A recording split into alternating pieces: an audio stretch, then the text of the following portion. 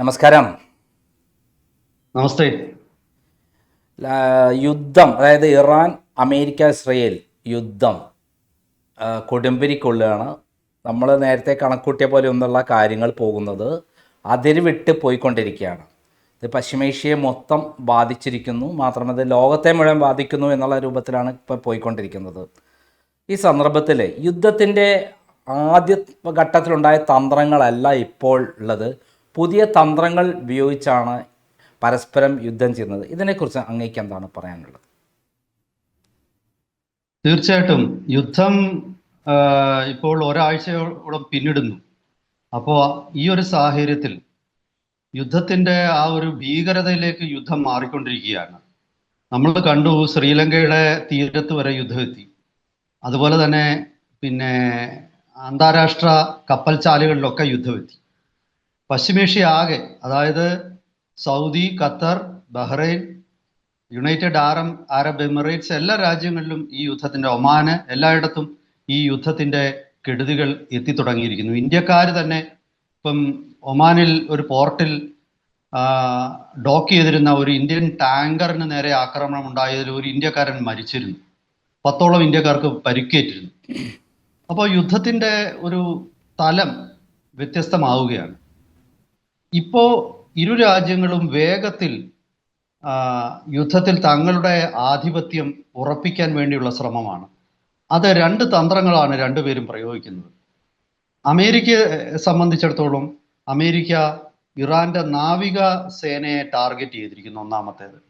രണ്ടാമത്തെ വിഷയം അവിടുത്തെ ഇൻഫ്രാസ്ട്രക്ചർ, അടിസ്ഥാന സൗകര്യങ്ങൾ, പാലങ്ങൾ, വൈദ്യുതി ലൈനുകൾ, വൈദ്യുതി ഉൽപാദന കേന്ദ്രങ്ങൾ, പിന്നെ ഈ പെട്രോളിയം റിഫൈനറികൾ, ഇതൊക്കെയാണ് ഇസ്രായേലും അമേരിക്കയും ടാർഗറ്റ് ചെയ്യും.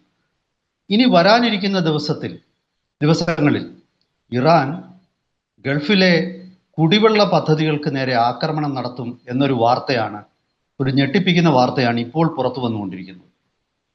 ഗൾഫ് രാജ്യങ്ങളെല്ലാം തന്നെ ജലദൗർലഭ്യമുള്ള രാജ്യങ്ങളാണ്. അവിടെയൊന്നും തന്നെ സ്വാഭാവികമായിട്ടും വെള്ളമില്ല.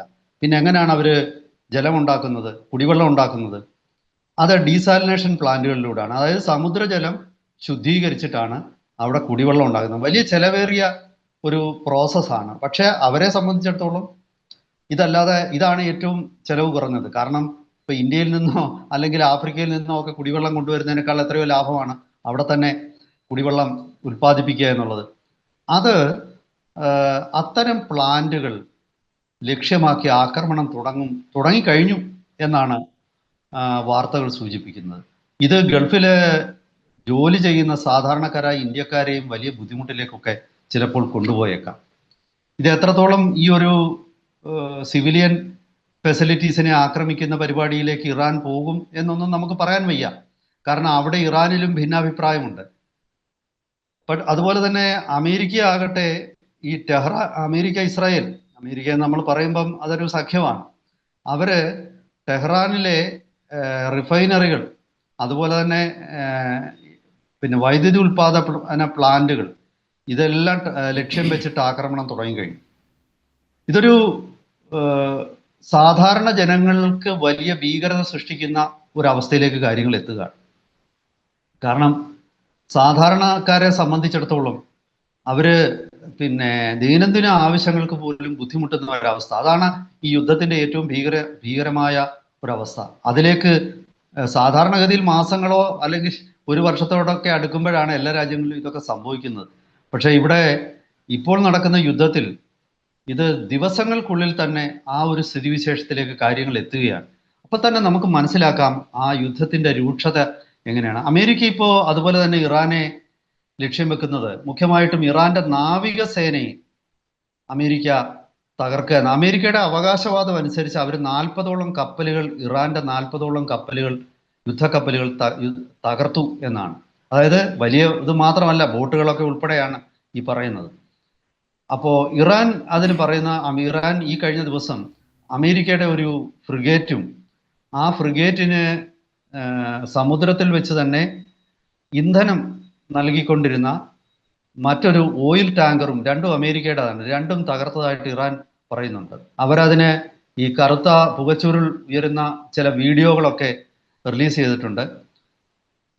സെൻകോം എന്ന് പറയുന്ന അമേരിക്കയുടെ സെൻട്രൽ കമാൻഡാണ് ഇത്തരം കാര്യങ്ങളിലൊക്കെ ഇപ്പോൾ പത്രക്കുറിപ്പ് ഇറക്കുന്നത്. സെൻട്രൽ കമാൻഡ് പക്ഷെ അത് നിഷേധിച്ചിരിക്കുകയാണ്. എനിക്ക് തോന്നുന്നു അവർ പറഞ്ഞ അനുസരിച്ചിട്ട് ഈ ടാങ്കറിന് നേരെ ആക്രമണം നടത്തി എന്നുള്ളത് ശരിയാണ്. പക്ഷെ അത് യുദ്ധവുമായിട്ട് ബന്ധപ്പെട്ട ഒരു ടാങ്കർ അല്ല, അത് പിന്നെ എണ്ണയും വഹിച്ച് ആ പ്രദേശത്തൂടെ പോകുന്ന ടാങ്കർ ആണെന്നുള്ളത്. പിന്നീട് ഇപ്പോൾ ഇറാനെ സംബന്ധിച്ച് ഗൾഫ് ഹോർമൂസ് പിന്നെ കടലിടുക്കിന്റെ നിയന്ത്രണം ഏറ്റെടുക്കുക എന്നുള്ളതാണ് ഇപ്പോൾ അവർ ചെയ്യുന്നത്. അതിലൂടെയുള്ള ഗതാഗതം പൂർണ്ണമായിട്ടും അവര് തടസ്സപ്പെടുത്തി എന്നാണ് ഇറാൻ പറയുന്നത്.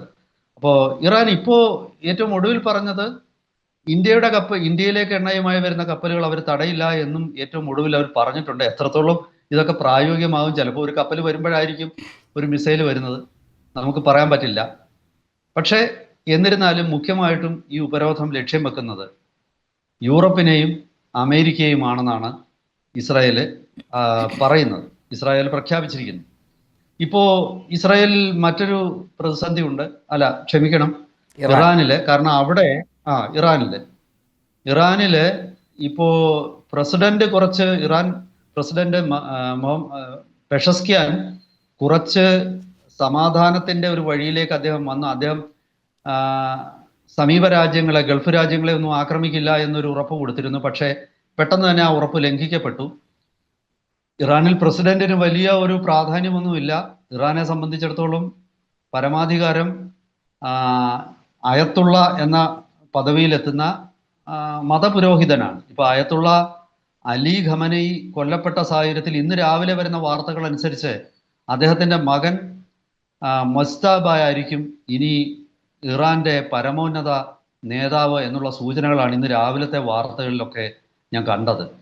അദ്ദേഹത്തിനെ ഒരല്പം ആശങ്കയോടെയാണ് മധ്യപൂർവ്വ ഏഷ്യ ഈ വാർത്ത ശ്രദ്ധിച്ചത്. എന്തെന്നാൽ മൊജ്തബ ഒരു ഹാർഡ് ലൈനറാണ്, ഒരു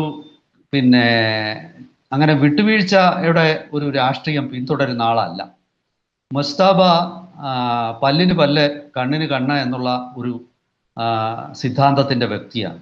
മാത്രവുമല്ല മൊജ്തബ അദ്ദേഹത്തിന്റെ ജീവിതത്തിന്റെ തുടക്കത്തിൽ സൈനികനായിരുന്നു. അദ്ദേഹം ഇസ്ലാമിക് റവല്യൂഷണറി ഗാർഡ്സ് കോർ ISGRന്റെ ഒരു മധ്യനിര ഓഫീസറായിട്ട് അദ്ദേഹം വർഷങ്ങളോളം പ്രവർത്തിച്ചിട്ടുണ്ട്.